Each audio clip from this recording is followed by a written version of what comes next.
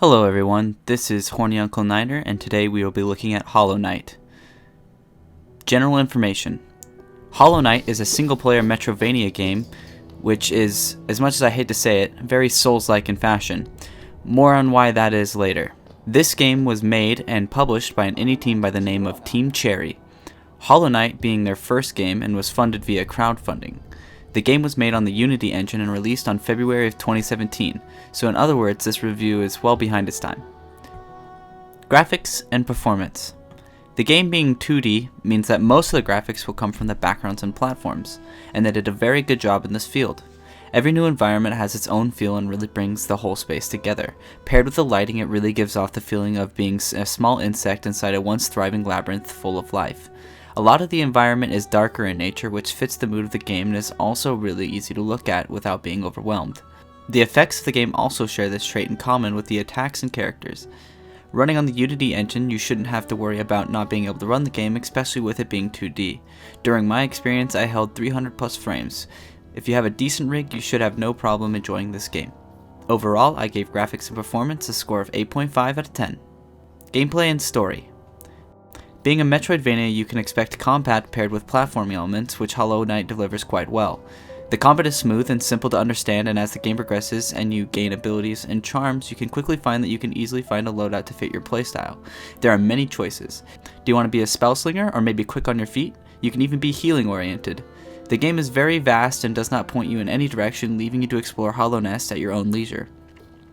And with every new area comes with new enemies and friendly bugs to meet. The enemies feeling more and more unique as you go along, and friendly bugs you would meet all seem to have their own distinct personalities. The game gives you a sense of progression by locking some locations until you have certain items. It honestly felt really nice seeing yourself get stronger, and I liked how big and diverse the different locations were.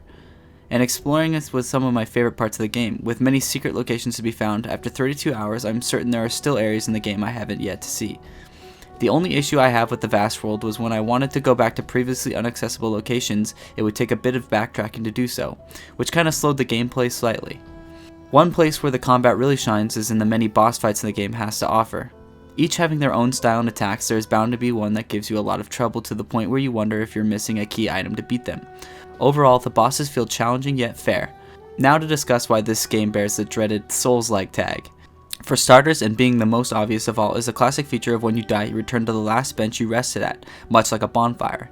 But more than that, the game's lore and story are given to you in the fashion of Dark Souls. Instead of being hand-fed information, it tucks information in little pockets for you to discover and interpret. The story is great, and even though the game has been out for a long time, I will avoid any spoilers, but the game offers a few endings which tasted very similar to the fashion of Dark Souls endings. Overall, the gameplay and story is where the game was at its strongest, and just makes every other aspect of the game shine that much more. Overall, I gave gameplay and story a score of 9. Length, replayability, and price. The game is offered at $14.99 on Steam and can be found on G2A for $10 to $12. The game took me 32 hours to play through. I did explore a good percentage of the game. I think my completion was in the 90%, but still offered a few more things to complete. I don't think I will be coming back to the game anytime soon for another playthrough, but I could see myself coming back in a year or two to relive the experience. I overall find the game was worth its full price of $14.99, but if you can snag it on sale, I would strongly recommend picking up this title. I gave length, replayability, and price a score of 8. Sound and music. The music of the game complements the whole package, setting the mood with great effect to the environment, and the boss fights being some of the best boss fight songs I have heard, giving you that slight sense of fear and tenseness you want in a boss fight. During exploration, you get a calm and contemplative tracks that makes the world almost a little sad. The music seems to lean in the favor of the violin. As far as sound goes, I think they did a good job. The nail made satisfying sounds as well, as the squish when you hit a bug made it feel very much like you were doing just that. Overall, the audio experience of Hollow Knight was a good one. I gave sound and music a score of 9.5. Recommendations. If you like the combat, I think Dead Cells is definitely worth a try. I have not sunk too many hours into it yet, but it gives me the same vibes, but with a little more action and pixel graphics. I haven't played Ori and the Blind Forest yet, but from what I've heard it's a lot of fun and looks to give off some of the same feels as this game does. If you are looking for another Dark Souls-like experience that isn't Dark Souls, I would give Dark Moss a try. It is a very unique experience with a Dark Souls inspiration. If you like this game, most Metroidvania games are going to be right up your alley. I'm going to list a few of my favorites that aren't necessarily like Hollow Knight but are in the same genre. Momodora, Seasons After Fall, Dust and Elysian Tale, Rain World, and Owlboy. Summary.